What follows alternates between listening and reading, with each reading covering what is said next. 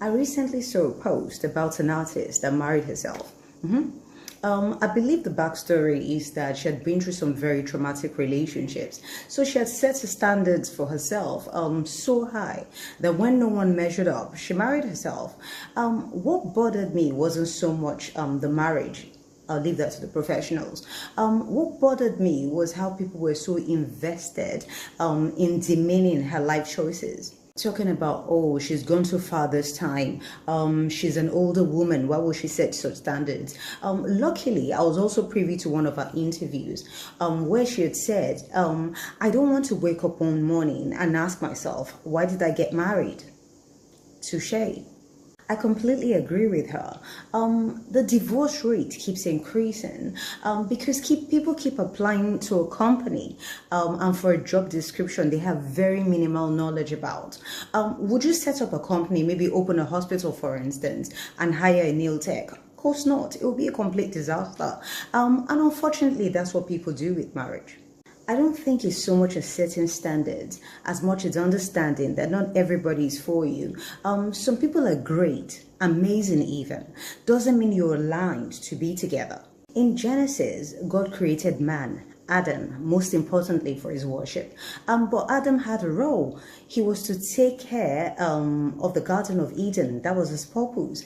And as he was about to walk into that purpose, God saw that it was not good for him to be alone and created a helper suitable for him.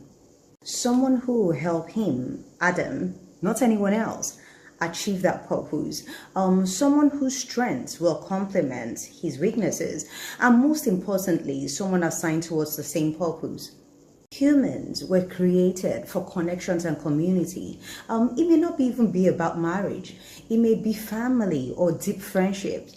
But we're wired to share life, support each other, and build relationships. For Elijah, it was Elisha. For Moses, it was Jonathan, and for Jesus, it was his disciples. Which is why, before you think about getting married, you have to first find your purpose. If you don't know what you were created to do here on earth, how would you identify who was sent to help you? Now, fast forward to Exodus 4:14. Moses, who was to deliver the Israelites out of Egypt, was telling God how he could not achieve his purpose because he was slow of speech and no one would listen to him. And God agreed to give him someone to help him.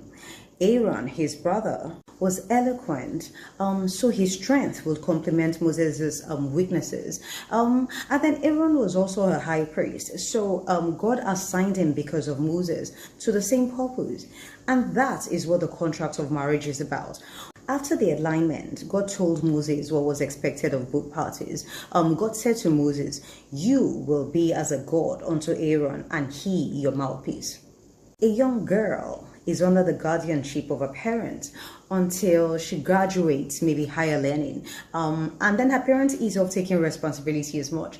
And then if she's a woman of faith, she's under the guardianship of God till he releases her into the guardianship of her husband. Which is why, as a woman, it's imperative that you don't go around shooting your shot, that you're patient enough to let your spouse find you, because God will only lead somebody to you to love you, to honor you, to cherish you through that person. Sort of like giving you himself in the physical. How magnificent. Now imagine you settled with a man that isn't in alignment with all that. I mean, he's not a bad person. He believes in God, but mostly on Sundays. But it will take grace to make it work because he's only accountable to himself. Maybe his parents if they're on your side. Men, listen. As Aaron was supposed to be a mouthpiece unto Moses, so is your wife supposed to speak for you, but not necessarily with words. In some cultures, they say, if you want to see the wealth of a man, just look at the wife.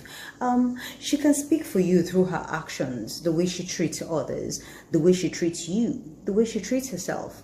She can speak for you through her dressing, what she wears, how she carries herself, how she presents herself in public.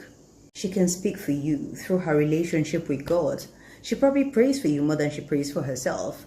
And if she carries you in her spirit, then you have 24/7 prayer cover.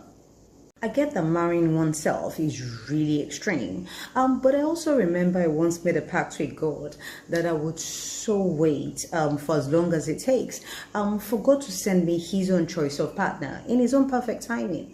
But then again, if He decided otherwise, I've made my peace with it. It doesn't change anything. Like that artist, I do not want to wake up one day in regret, thinking to myself, why did I get married? Namaste.